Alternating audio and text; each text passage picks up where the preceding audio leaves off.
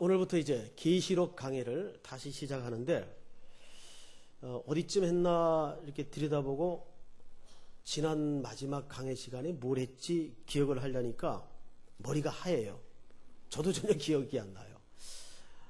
그러면서 성도들은 얼마나 기억이 안 날까 싶어서 잠깐 한 5분간만 지난 마지막 계시록 강의를 조금 기억하고, 왜냐하면 오늘 내용이 지난 시간의 내용과 사실 한 덩어리로 되어 있습니다. 분량이 너무 많아서 이거 끊었기 때문에 나뉘어져서 강의가 되는 거지 내용상은 하나의 덩어리입니다. 그래서 지난 마지막 강의를 잠깐 언급을 하고 여러분들과 이어서 오늘 본문으로 들어가도록 하겠습니다. 우선 11장 1절을 좀 6절까지 지난 강의 내용이죠. 교독을 합니다. 저하고 또 내게 지팡이 같은 갈대를 주며 말하기를 일어나서 하나님의 성전과 제단과 그 안에서 경배하는 자들을 측량하되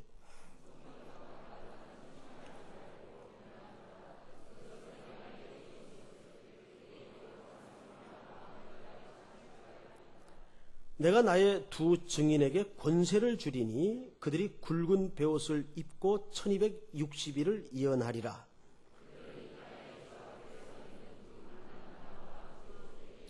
만일 누구든지 그들을 해하고자 하면 그들의 입에서 불이 나와서 그들의 원수를 삼켜버릴 것이요 누구든지 그들을 해하고자 하면 반드시 그와 같이 죽임을 당하리라.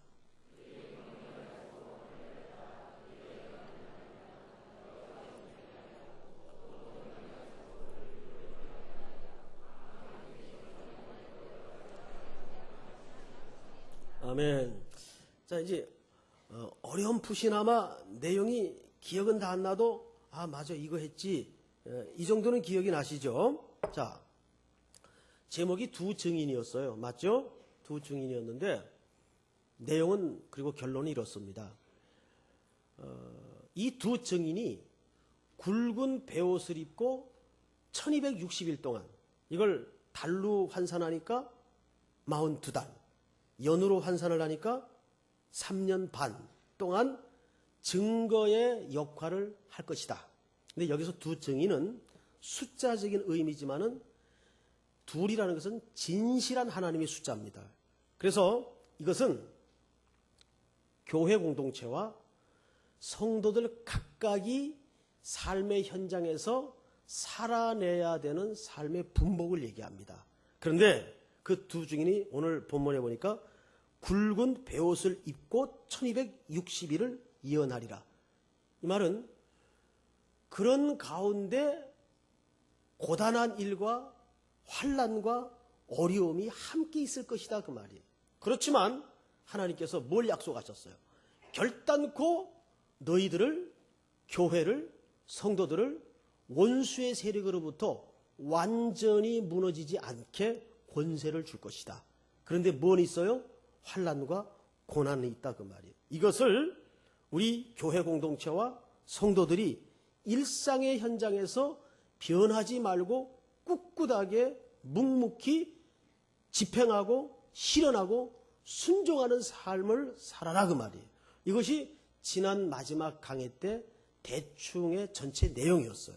자, 이런 연장선상에서 오늘 7절을 한번 눈으로 쫓아주시기 바랍니다. 7절, 그들이, 여기서 말하는 그들은 물론 교회 성도들, 우리 성도들의 각각을 얘기합니다.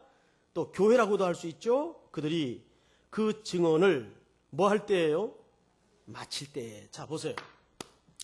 제가 계시록 강의를 쭉 지금 수십 차례 해오면서 거의 매주 여러분들에게 드렸던 그 계시록의 몇 가지 중요한 원칙이 하나 있는데, 이것은 연대기별로 쭉 풀어져 가지고 시간대별로 일어날 일들을 보여주고 기록한 내용이 아니다 그랬어요. 무슨 말인지 알겠죠? 그런 식의 설명과 해석은 세대주의자들이 주로 사용하는 해석이라고 말씀을 드렸습니다. 그게 아니라 이것은 장차 마지막에 예를 들면 예수님 재림할 때 어떤 일들이 벌어질 것인가, 끝날의 징조는 어떤 것인가, 이런 내용을 그리고 설명한 책이 아니고 이것은 오늘 십자가 사건 이후 오늘날 모두를 종말이라고 치자면 오늘 이 환난과 종말의 때를 살아가는 성도들이 어떤 일을 감당하게 될 것인가, 이걸 설명한 책이란 말이에요. 그래서 여기 7절에 보면 그들이 그 증언을 마칠 때 이렇게 표현해요. 마칠 때. 여기서 마칠 때라는 것은 시작이 있으면 마치는 그 끝 시간, 그걸 얘기하는 게 아니고 이제 거의 다 됐다, 이제 예수님 오실 때 됐다, 그 얘기를 하는 게 아니고 여기서 마칠 때라는 말은 이런 뜻입니다. 어떻게 설명을 해야 될까요? 이런 거죠. 교회와 성도님들 각각이 생활의 현장과 일상에서 하나님께로부터 부여받은 질서 또는 원리를 붙잡고 재구실을 할 때 그 말이에요. 그러니까 이건 하나의 완성이라는 의미가 더 가깝습니다. 그러니까 시간적으로 거의 다 됐다, 이런 개념이 아니고 교회와 성도가 하나님께로부터 부여받은 원리를 붙잡고 그걸 실현하면서 재구실을 할 때 그 말이에요. 이해가 되죠? 이해가 되셔야 됩니다. 이해가 되시죠? 예, 이해가 돼야 돼요. 그러니까 이건 달라요. 마칠 때라는 표현은, 자, 그때 어떤 일들이 일어나는가? 7절 보세요. 무적행으로부터 올라오는 짐승이 그들과 더불어 뭘 일으킵니까? 여기서 무적행이라는 것은 사탄의 결박된 상태를 얘기해요. 자, 그런데 그때 이 무적행으로부터 사탄이 잠시 한시적으로 하나님의 권세 밑에서 노임을 받아요. 무적행으로부터 이 짐승이 하나 올라오는데 그가 뭘 일으켜요? 전쟁을 일으켜요. 자, 그러면 이게 뭘까요? 여러분 보세요. 교회나 성도들이 죄를 물먹던 마시고 세상과 짝짝꿍해가지고 타협하고, 아이고 이런들 어떠하리 저런들 어떠하리, 만수상 드렁칠기 얽혀진들 어떠하리, 대충 이렇게 살면 사탄도 같이 박수치고 팔짱 끼고 그냥 구경만 해요. 그건 손 안 대도 잘 되고 있는데 자기네들의 계획과 목적과 전략대로 그 뭐하러 건드려요. 그런데 손 대기 시작하고 전쟁을 일으키기 시작할 때는 어떤 대상들에게만, 교회나 성도가 하나님의 원리를 붙잡고 제 역할과 재구실을 하기 시작할 때 이것들 봐라, 이거 내가 가만히 있어서는 안 되지 하고 무적행으로부터 잠깐 노임을 받은 그 시간에 뭘 해요? 올라와서 시비를 일으키는 거예요. 전쟁을 일으키는 거예요. 무슨 말인지 알겠어요, 여러분? 전쟁을 일으켜요. 그러니까 우리 성도들이 뭘 눈여겨보셔야 되냐면, 내 삶의 언저리에 소소한 일서부터 사회적인 일, 국가적인 일 할 것 없이 예수 믿는 사람들은 팩트, 사실만 봐서는, 느껴서는 절대 안 됩니다. 뭘 봐야 돼요? 그 팩트라는 사실 너머에 뭘 봐야 돼요? 보이지 않는 영적인 전선이 있다는 걸 알아야 돼요. 싸움의 현장이 있다는 걸 알아야 돼요. 여러분, 이것은 우리 모든 생활 전체에 걸쳐 있는 너무도 팩트보다 더 중요한 팩트입니다. 이해하시겠어요? 그러니까 사회에 어떤 현상이 벌어졌다, 내 주변에 어떤 일들이 일어났다, 그거를 그 눈에 보여지고 단말마적으로 느껴지는 그 현상이나 사실만 봐서는 안 된단 말이에요. 그 넘어 뭐가 작용하고 있다는 걸 알아야 돼요. 보이지 않는 어둠의 권세 잡은 자가 격렬하게 저항하고 전쟁을 부추기고 전선을 형성하고 있다는 것을 봐야 된다 그 말이에요. 이거를 여러분들이 눈떠 바라볼 수 있는 믿음의 영안이 열리기를 주의 이름으로 축복합니다. 이걸 반드시 봐야 돼요. 그러니까 우리 그리스도인들은 내 주변의 국가적인 일의 사회적인 현상에 어떤 것도 그 사실만 봐서는 안 되고 그 너머 영적인 전선이 있다, 이걸 보셔야 됩니다. 오늘 여기 뭐라고 그랬어요? 7절에 그들이 그 증언을 마칠 때, 다시 말해서 교회나 성도가 그 삶의 현장에서, 사회 속에서 제구실 제 역할을 묵묵히 뚝뚝하게 밀고 나가고 순종하고 할 때, 사탄은 한쪽에서 그걸 그냥 방관하고 두지 않아요. 거기서 같이 전쟁을 준비해요. 이거 그냥 둬선 안 되겠다. 이래서 자꾸 혼란이 일어나는 거예요. 내 속에, 인생에 막 트러블이 일어나는 거예요. 자, 그런데 보세요. 7절 마지막 부분에 보세요. 전쟁을 일으켜 그들을 이기고, 누가? 무저갱에서 올라온 짐승이 누굴 이겨요? 성도와 교회를 이기는 것처럼 보인다, 그 말이에요. 여러분, 실제로 이 세상에 그런 현상들이 벌어집니까? 안 벌어집니까? 벌어져요. 우리 저희 같은 목회자들이야 그런 현장에 느낄 만한 공간과 시간적 여유가 없지만은, 지금 청중석에 앉아 계시는 여러분들 실제적인 일상 또는 일터, 사업의 현장에서 이 전쟁은 더 절실하게 피부로 와닿을 거예요. 야, 이거 조금만 일본 말로 야마시 치고, 조금만 비겁하고, 조금만 얍삽하게 굴면 그냥 승진도 되고, 좀 수입도 더 생기고, 짭짤할 텐데, 우리 속에는 그리스도의 영이 있단 말이에요. 이 갈등이 있어요. 그런데 우리 그리스도는 어떻게 살아야 돼요? 바보처럼. 그러면 세상 사람들이 뭐라 그래요? 아이고, 저 등신들 왜 저렇게 사나? 참, 너희들 깝깝하게 산다. 이게 이제 그러다 보면 일터에서도 그렇고 사회공동체에서도 그렇고 왕따가 된단 말이에요. 그럴 때가 있어요. 그럴 때 막 갈등이 일어나요. 그리고 어떤 때는 그냥 그렇게 바보처럼 보이다가 그냥 이름도 없이 빛도 없이 그냥 흩어지고 사라지는 경우들이 있어요. 그러면 끝난 것 같고, 애들 말로 게임 오버, 게임 끝난 것처럼 보여질 때가 있어요. 오늘 여기도 꼭 그 표현입니다. 저 무적에게서 짐승 한 마리가 올라와가지고 하나님의 원리와 말씀 붙잡고 묵묵히 뚝뚝이 순종하여 걷는 이 바보 같은 그리스도인들에게 전쟁을 일으키는 거예요.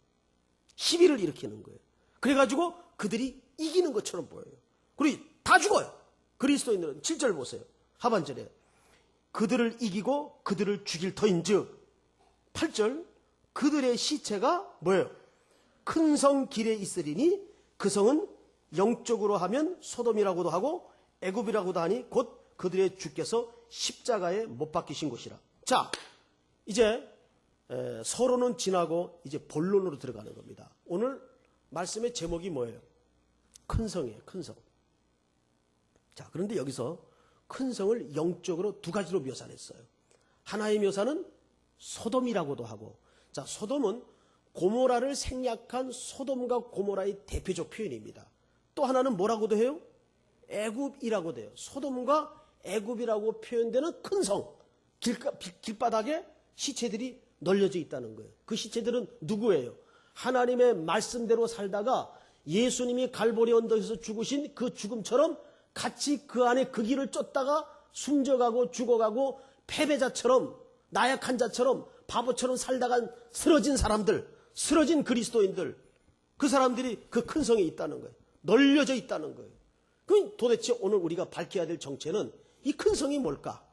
그런데 두 가지로 묘사가 됐어요. 우선 첫 번째 묘사, 소돔은 고모라까지를 포함해서 대표적 표현인데, 여러분 소돔이라고 표현될 때는 여러분 머릿속에 제일 먼저 건져 올려지는 단어 하나가 뭐가 있어요? 소돔 하면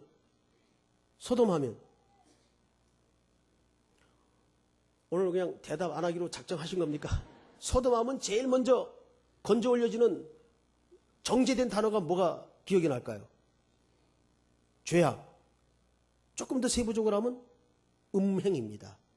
소돔과 고모라는 음행의 상징적 도시예요. 그런데 성경에서 음행이라고 할 때는 우리가 이해하는 것처럼 그런 윤리적, 도덕적 그런 불순한 관계를 음행이라고 말하는 게 아니라, 하나님을 두 번째 자리에 놓고 하나님보다 우선순위에 놓고 더 사랑한 것들이 있는 존재들, 그런 삶의 가치들, 그런 삶의 철학들. 그러니까 오늘날에도 우리 그리스도인들이 음행한 일들을 얼마든지 할 수 있다는 경각심을 가져야 돼요. 이거는 나와는 상관없는 저 멀리 딴 동네 이야기가 아니에요. 오늘도 내 삶의 바운다리 안에는 내가 하나님보다 더 우선하고 더 우선적 가치를 두고 더 염두에 두고 더 첫자리에 두고 살아가는, 말하자면 음행하는 영역들이 얼마든지 가능하게 있을 수 있다고요. 이게 뭐예요? 소돔이에요. 소돔. 그 다음에 또 하나는 뭐예요? 애굽이에요. 애굽.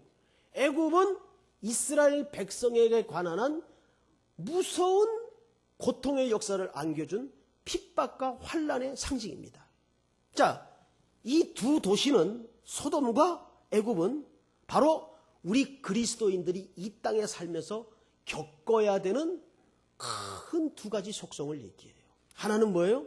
음행과, 하나는 뭐예요? 환란과 핍박이에요. 이게 늘 우리 현실의 삶 속에 항상 밑바닥에 깔려 있다고, 이 두 개가. 자, 그런데 여기까지 설명을 해도 큰 성의 정체가 별로 이게 드러나질 않아요. 그런데 제가 요한계시록 강의를 여러분들이 설명을 드리면서 거의 한 주 건너 매 시간마다 무슨 설명을 드렸는가 하면, 성경은 본문이라는 텍스트가 정해지면 반드시 정확한 해석을 위해서 문맥에서 읽어야 된다. 자, 그러면 요한계시록 11장에 나타난 이 큰 성이라는 단어가 성경, 특별히 요한계시록이라는 전체 문맥에서 주로 어떤 의미로 쓰여졌는가, 그 용례를 좀 찾아봐야 돼요. 지금부터 빨리빨리 세 군데만 확인을 해보겠습니다. 14장 8절. 자, 우리 시온 찬양대 한번 찾으세요. 7월 한 달 동안 우리 시온 찬양대가 더 이뻐지고, 부흥이 많이 됐어요. 부흥이. 예, 우리 남자 형제들이 많이 부흥이 됐는데, 자, 8절 시작.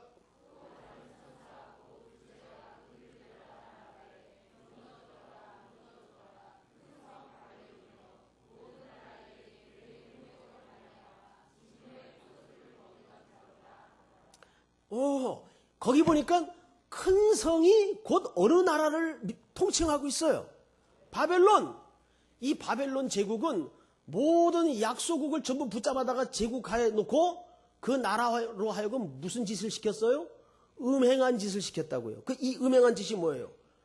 그들의 종교를 버리게 하고, 특별히 이스라엘 백성들은 야훼 하나님에 대한 종교를 버리게 하고 바벨론의 신상을 섬기도록 음행케 만들었다, 그 말이에요. 이 누가 한 짓이에요? 큰 성 바벨론. 자, 또 한 군데 16장 19절. 우리 모든 성도님들 다 같이 시작.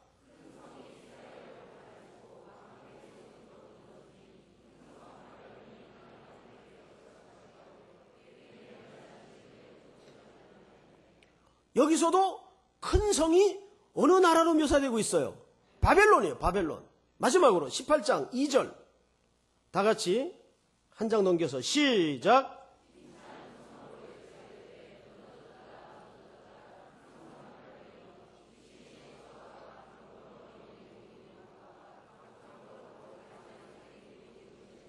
자, 확실해졌어요. 아하, 요한계시록 맥락에서는 큰 성이 정확하게 어느 나라를 통칭하는 표현이었다? 바벨론입니다. 자, 그러면 바벨론이라는 나라가 도대체, 물론 역사 속에 실제했던 나라지만 여기서는 무엇을 설명하고 싶은 나라일까? 이거는 역사 속에 실체했던 그 나라를 빌려서, 다시 말해 하나님 없는 이 세상에 하나님을 대항하는 세력의 모든 세상의 나라를 통칭하는 설명이에요. 그러니까 바벨론 하면 뭐예요? 큰 성 하면 뭐예요? 하나님 없는 세상을 얘기합니다. 이게 뭐예요? 바벨론이에요. 우리가 사는 삶의 현장이 뭐예요? 큰 성 바벨론이에요. 그런데 여기서 어떤 일이 벌어졌어요? 이 큰 성 바벨론에서 예수 그리스도를 십자가에 못 박아 죽이는 짓을 했어요. 맞습니까? 틀립니까? 오늘 본문을 잘 보세요. 11장. 다시 가보세요. 11장.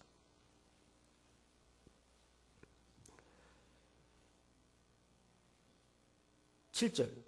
그들이 그 증언을 마칠 때 무정에부터 올라온 짐승이 그들과 더불어 전쟁을 일으켜 그들을 이기고 그들을 죽일 터인즉 그들의 시체가 큰 성 길에 있으리니 그 성은 영적으로 하면 소돔이라고도 하고 애굽이라고도 하니 곧 그들의 주께서 십자가에 못 박히신 곳이라. 예수님이 바벨론에서 십자가에 못 박히셨어요? 맞아요?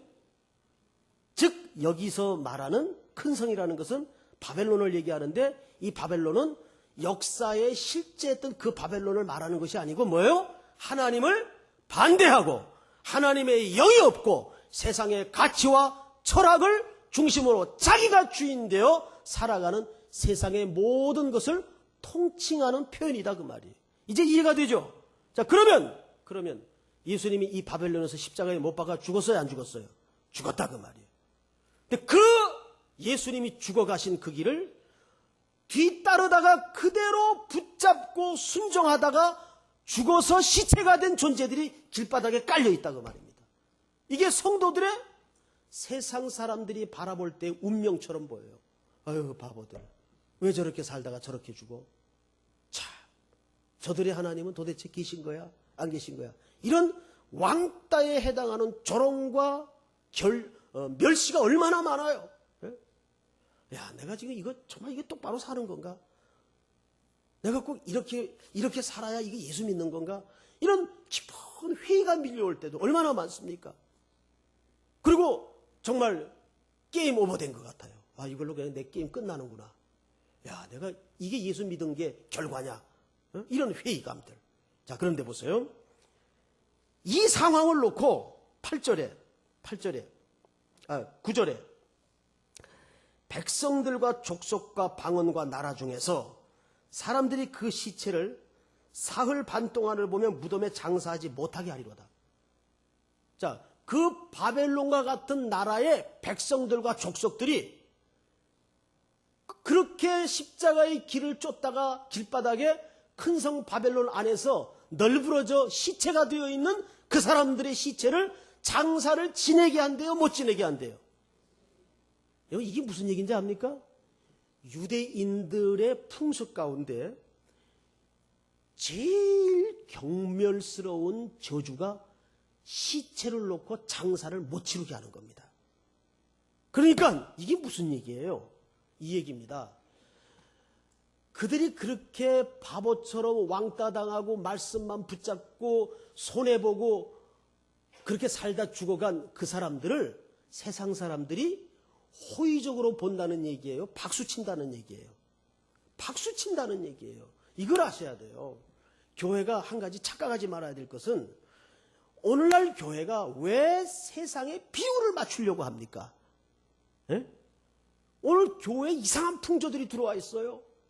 세상에 비율을 맞추려고 해요. 여러분, 우리가 지혜롭게, 뱀처럼 지혜롭게 하고 세상 사람들이 걸려 넘어지지 않도록 우리가 상식선을 갖는 건 중요한 문제인데 세상 사람들에게 비율을 맞춰야 되는 거는 다른 문제예요. 왜 그런지 아세요? 이 세상 사람들은 생리적으로 우리 영적인 공동체를 싫어하게 돼 있습니다. 여러분, 세상 사람들이 불교, 유교 이런 사람들 대상으로 시비 거는 거 봤어요? 별로 시비 안 걸어요. 왜? 같은 소속이기 때문에 별로 시비가 안 거는데 유독 예수 그리스도를 구주로 고백하는 영적인 공동체에만은 생리적으로 싫어해요. 생리적으로. 그래서 안티 기독교라는 그 사이트가 있는데 웃기지도 않아요. 요즘 무슨 짓들을 하냐면 성경을 19세 이상만 읽을 수 있도록 천만인 서명운동을 지금 벌이고 있어요. 예? 이걸 금서 목록에 집어넣어가지고 성경을. 근데 거기 회원이 지금 12,500명이에요. 회원만. 그리고 매일 2,000명 이상씩 접속을 해요. 그래서 제가 이것들이 도대체 여기서 무슨 내용으로 오고 가나 가입을 하려고 좀 했더니 첫 항목인가 5장목인가 이런 항목이 있어요. 이 사이트에 가입을 하게 되면 당신은 예수 그리스도를 구주로 인정 안 하는 것과 동의하게 됩니다. 안 하는 것 동의하게 됩니다. 그래도 클릭하시겠습니까? 그래서 그냥 못 들어갔어요. 네? 그거 들여다보겠다고 어떻게 들어가겠어요? 이런 짓들을 해요. 이 사이버 공간에서. 여러분, 세상 사람들은 우리 생명을 가진, 왜? 이게 보이지 않는 영적인 실체가 다르기 때문에. 저희 그 친척 가운데 그 한때 불교에 심취했던 친척이 한 분 계셨어요. 그 바깥 어르신은 그 동국대학교 불교학과에 가가지고 강의까지 청취하고 하던 분이에요. 그리고 그 불교 세계에도 그 남전도에 연합회 회장 같은 자리가 있어요. 그것도 역임하고 그랬어요. 그 아내 되시는 분은 한술 더 떴고, 이게 저희가 아주 몇십 년에 걸쳐서 이분들을 위해서 기도하고, 이제 새생명 축제 같은 때 어쩌다가 교회 정말 천신만고 끝에 어렵게 이렇게 딱 뒷자리에 모셔다 놓으면 5분을 못 앉아 계세요.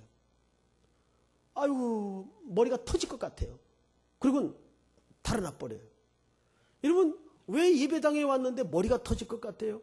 여기 지금 예배당에 와 앉았으니까 머리 아픈 분 계세요? 예? 그 왜 그런지 아십니까? 그거는 이론이나 과학으로 설명이 안 되고 영이 달라서 그래요. 영이 달라서.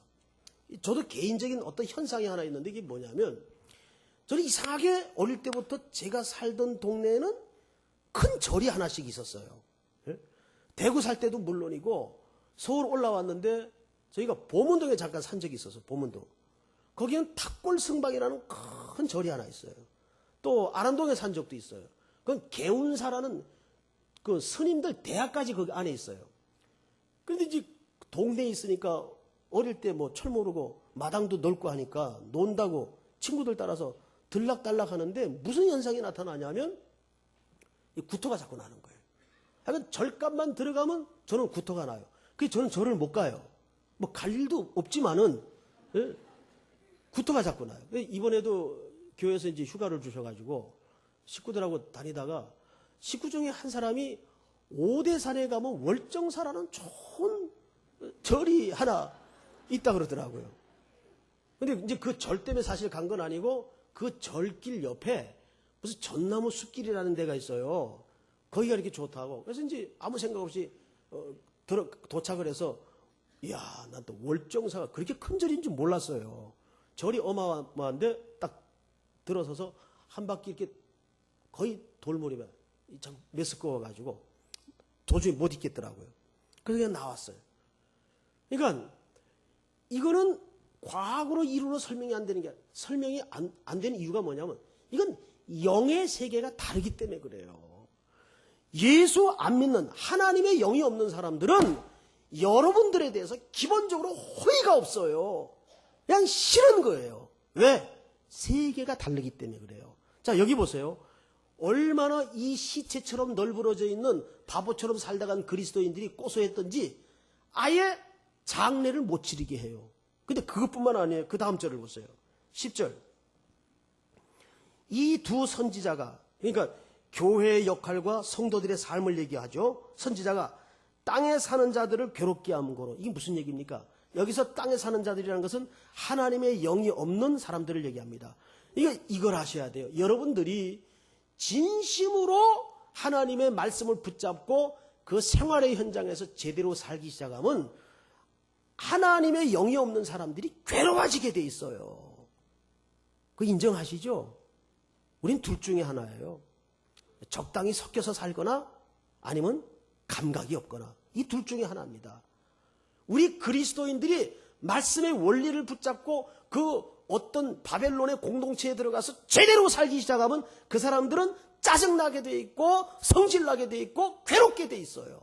그런데 그 사람들이 어떻게 하는가 보세요. 10절. 이 두 선지자가 땅에 사는 자들을 괴롭게 한 거로 땅에 사는 자들이 그들의 죽음을 보고 즐거워하여 기뻐하여 서로 예물을 보내리라. 이게 얼마나 좋았는지 지들끼리 선물을 주고받아. 이것들이 이제 꼬락산이 좋게 됐다고. 이게 구약 성경에 나타난 유대인들의 풍습입니다. 얼마나 좋았으면 자기네들끼리 축하한다 그러고 선물을 주고받아요. 예수쟁이들 꼴 좋다. 여러분, 2년 전에 우리나라 모든 기독교계를 패닉 상태에 몰아넣었던 아프간 그 인질 사태 기억날 겁니다. 지금 그 생각만 해도 막 가슴이 아파요. 예? 거기에 그 두 분인가 죽었죠. 그 중에 한 분, 배 목사님이라는 분도 우리 교회 배 씨가 아니고 참수형을 당했어요. 참수형.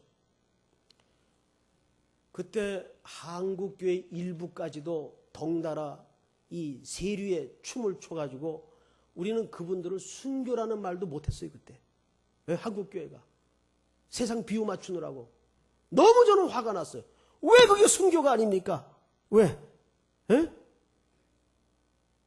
얼마나 욕을 해댔습니까? 사회가. 근데 그 욕과 그 고발에는 무슨 딱한 진리를 제대로 알기 때문에 진리에 관심이 있어서 하는 욕이 아니에요. 그냥 싫은 거예요. 저것들 극성 떨다가 꼬락산이 좋다. 그거 가지 말라는데 왜 갔어?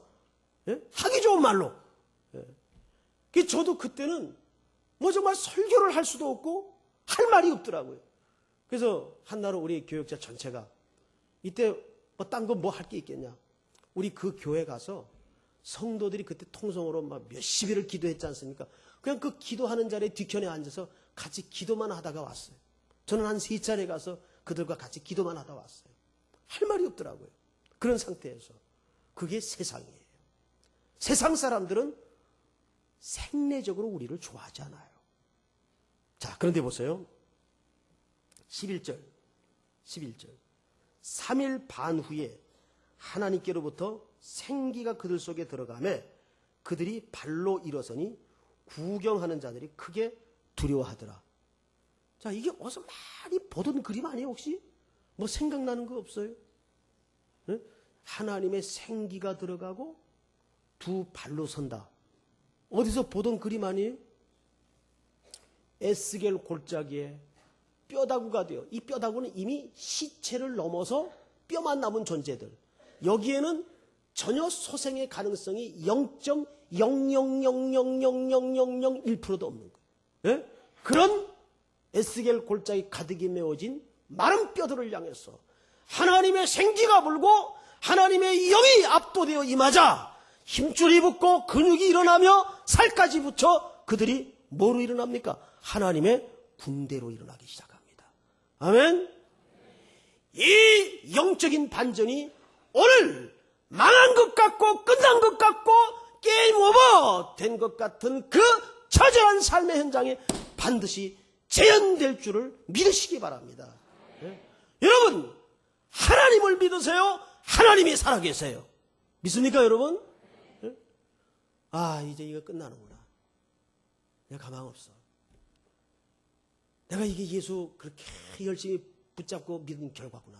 야, 참 기가 막히다. 한켠에는 억울함도 있겠고 한켠에는 한도 있을 거예요. 하나님의 제단 앞에 한을 가진 성도들의 기도가 있었어요. 그런데 하나님의 영이 임하고 하나님의 생기가 부러지면 그 끝난 것 같은 삶의 자리에도 이거는 이제 먼 훗날 장차 도래해야 될 어떤 시간 끝에 되어질 일이 아니라 오늘도 처절한 여러분들의 삶의 현장에 매일매일 소송하고 매일매일 벌어지는 일인 것을 여러분들이 믿으시기 바랍니다. 이게 먼 훗날의 일이 아니에요. 오늘 바로 여러분들의 절망의 자리에 피눈물의 자리에 끝났다고 생각하는 그 게임 오버된 자리에 이 소송과 회복과 부활이 일어난단 말이에요. 믿습니까, 여러분? 예? 이때 어떤 일이 일어나는가 보세요. 성경을 보세요. 11절 3일 반 후에 하나님께로부터 생기가 그들 속에 들어가매 그들이 발로 일어서니 구경하는 자들이 크게 두려워하더라. 이제 마지막으로 왜 3일이지 왜 3일 반입니까? 그렇죠? 예수 그리스도께서 무덤에 며칠간 계셨어요. 사흘 만에 부활하사 3일 계셨단 말이에요. 그렇죠? 3일 반은 왜 3일 반일까요? 이거는 이 계시록이 묵시문학이기 때문에 문학적 표현으로 변형된 수치예요. 즉 무슨 얘기냐면 우리 1절서부터 살펴본 대로라면 두 증인이 1260일 동안 증거의 삶을 살아요. 자, 그런데 1260일은 달로 계산하자면 며칠이에요? 42달. 42달을 연으로 계산하면 3년 반이에요. 그러니까 이 3년 반은 이 문학적 표현 속에서는 어쨌든 길다는 숫자적 표시예요. 그런데 3년 반과 극적으로 대비시켜서 짧다라는 걸 표현하려면 3개월 반 그래야 돼요? 3일 반 그래야 돼요? 3일 반. 그래야 이게 극적인 대비 효과가 납니다. 그래서 3일을 3일 반으로 변형시켜서 이렇게 배열을 해놓은 거예요. 그러니까 이게 무슨 얘기? 이게 왜 중요하냐? 이겁니다. 우리가 3일 반이라는 잠깐의 환난과 고난은 있다 그 말이에요. 우리 성도들이 있지만 그것이 끝이 아니라 그 말이에요. 그것이 마지막이 아니고 그것이 완전한 게 아니라 그 말이에요. 그 넘어 그 고난과 슬픔과 눈물과 고통 넘어 장구한 왕노릇을 주님과 함께 할 날이 우리에게 약속되어 있다 그 말이에요. 예? 자, 그 말을 이렇게 합니다. 자, 13절. 그때에 큰 지진이 나서, 이 지진은 최종적 심판의 전형적인 표현입니다. 큰 지진이 나서 성 10분의 1이 무너지고 지진에 죽은 사람들이 7천이라. 이 7천은 완전한 심판, 하나님의 완전한 심판을 얘기해요. 그 남은 자들이 두려워하여 영광을 하늘의 하나님께 돌리더라. 할렐루야. 이 위대한 하늘의 반전이 여러분들의 남은 2009년 4개월 속에도 매일매일 일상 속에 재현되고 부활되고 소성되고 치유되는 은혜가 있기를 주님의 이름으로 축복합니다.